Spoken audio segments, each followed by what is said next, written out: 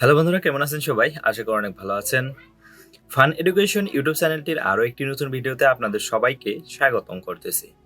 আজকে আমি আপনাদেরকে কম কথায়, অল্প কথায় পড়ালেখা করার 4টি টিপস আপনাদেরকে দিব, যেগুলো ফলো করে যদি কোনো কনসেপ্টকে আপনি পড়তে চান বা কোনো পড়াকে যদি মুখস্থ করতে চান বা বুঝতে চান, সেক্ষেত্রে আপনার খুব কাজে দেবে। তো বন্ধুরা, কথা বাড়াবো না এবং কম কথায় আপনাদেরকে সেই টিপসগুলো দেওয়ার জন্য চলুন আজকে ভিডিওটি শুরু করা যাক।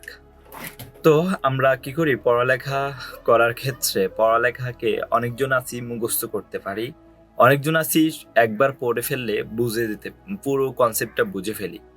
আবার অনেকজন আছি সারাদিন পড়ালেখা করি, রাত পড়ালেখা করি, বাট পড়ালেখার কিছুই বুঝি না এবং পরীক্ষা আসলে মনে করি যে আমি সব পারি, বাট যখন ওইটা পরীক্ষায় এসে যায় তখন আমরা কিছুই লিখতে পারি না এবং সেখান থেকে কিছু করতে পারি না।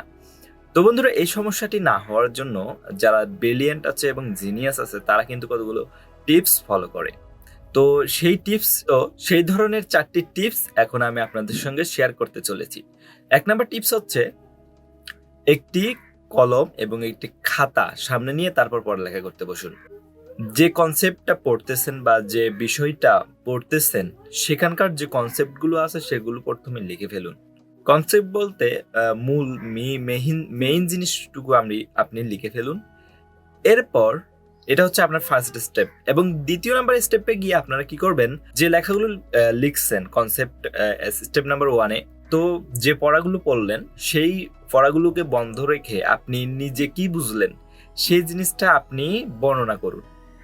এইভাবে বর্ণনা করবেন যাতে আপনি মনে করবেন যে আপনার সামনে আরো একজন ব্যক্তি রয়েছে, আপনি তাকে সেই জিনিসগুলো শোনাচ্ছেন। তো এটা হচ্ছে আপনার 2 নাম্বার স্টেপ। এরপর আপনি থার্ড বা 3 নাম্বার স্টেপে গিয়ে কতটুকু মিল রয়েছে আপনার যে কনসেপ্ট রয়েছে এবং কতটুকু মিল রয়েছে বা কোনো ভুল আছে কিনা, আপনার কোনো ভুল হয়েছে কিনা বা কতটুকু মিলেনি জিনিসটা, তো সেই জিনিসটাকে ক্লিয়ার করে নেবেন 3 নাম্বার স্টেপে এসে। তো এটা আমরা এখন 3 নাম্বার স্টেপ পর্যন্ত কমপ্লিট করলাম। 3 নাম্বারে এসে জাস্ট এটাই দেখবেন যে আপনার কোনো ভুল রয়েছে কিনা, বা আপনি যেভাবে পড়ছেন এইভাবে পড়াটা কি ঠিক হয়েছে কিনা, কতটুকু আরো বোঝার রয়েছে আপনার, সেইটুকু ক্লিয়ার হয়ে যাবেন 3 নাম্বার স্টেপে এসে। এরপর 4 নাম্বার স্টেপে আপনি কি করবেন, লাস্ট স্টেপে এসে আপনি কোনো টেকনিক্যাল ওয়ার্ড বা কোনো শব্দের অর্থ বুঝেননি বা কোনো একটি জিনিসকে খুব জটিল মনে হচ্ছে, সেই ধরনের জিনিসগুলোকে ক্লিয়ার করবেন এবং সেই জিনিসটা আরেকজনকে আপনি যদি বুঝান, যার কাছে কোনো জ্ঞান নাই এই সম্পর্কে, সে কতটুকু বুঝবে বোঝানোর পর, সেটাকে দেখতে হবে। তো বন্ধুরা, আজকে এই পর্যন্তই। দেখা হবে আরো একটি নতুন ভিডিওতে। ততক্ষণ ভালো থাকবেন, সুস্থ থাকবেন। ধন্যবাদ সবাইকে।